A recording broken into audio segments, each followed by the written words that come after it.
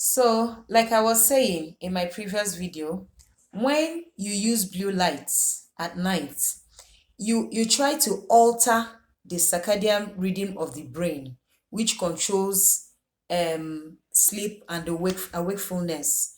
So you try to reduce use of blue lights in the night. That is one way you can have good quality sleep. Yeah. Then the second one is try to make the bedroom environment very conducive. Study shows that the cooler the environment, the more people tend to sleep better. Like people in the tropics will understand that when the weather is hot, you find it very difficult to enjoy a quality sleep. So try to make the bedroom environment very cool or cool enough to actually accommodate a quality sleep. So it's not you must, if you don't have an air conditioner, you can use a fan. You can make the room well ventilated, open the windows the much you can, and let air come in and ventilate the room properly. Keep the bedroom neat. Have a good bed sheet on the bed. You can agree with me that sometimes when you see some very well laid beds and very neat bedrooms like you see in some hotels, you feel like just falling asleep immediately. So these things happen. So make the bedroom environment very conducive and good, that as you just step into your bedroom, wow, you will just feel like sleeping off. Yeah.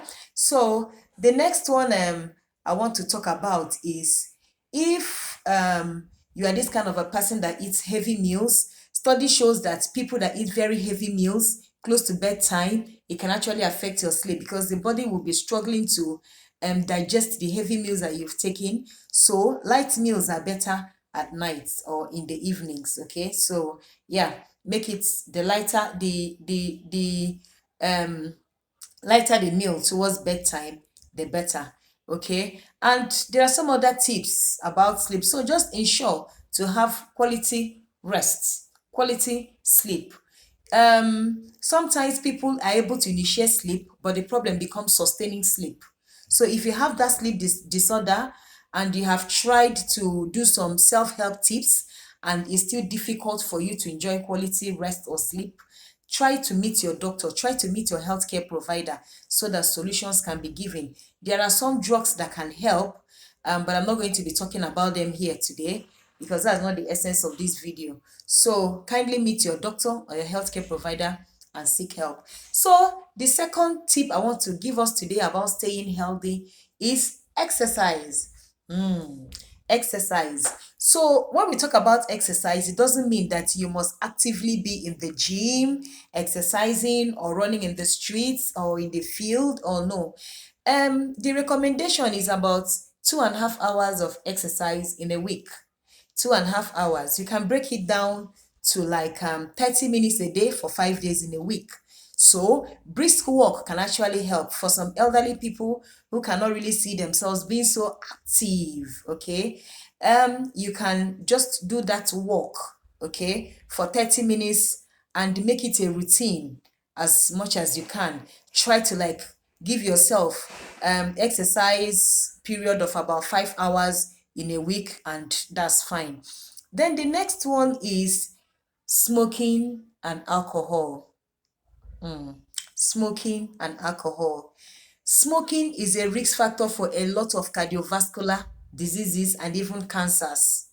Smoking is a risk factor for a lot of cardiovascular diseases and even cancers. So please cut down on alcohol and quit smoking. If you have been struggling with stopping smoking, smoking cessation, and it's still difficult, meet your healthcare provider. Some centers have smoking cessation clinics where you can walk in and help. You can actually get help.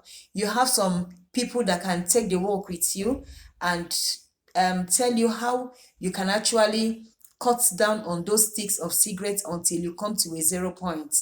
There are some nicotine replacements like patches, like chewing gums. There are some nicotine replacement gums that is available in some locations, that when you start this smoking cessation journey, those replacements can be made available to you, or you can ask questions and know how you go about it, okay, so that it will help you with that crave to actually smoke. And then shun recreational drugs. Please, recreational drugs, they are going to cut short your lifespan. Shun recreational drugs is becoming on the increase. The incidence is on the increase among youths today, so to say, all over the world. It's not a healthy habit. It's not going to help you live longer. It's not going to help you enjoy a quality lifestyle. You see, some people, some of these recreational drugs have been able to trigger psychiatric illnesses in some young people. So why ruin your life? Like I said in the beginning, you have just one life. Live it well. Okay? Living it well doesn't mean living carelessly. It doesn't mean just behaving anyhow. It means guarding it. It means being intentional about what you do with your life.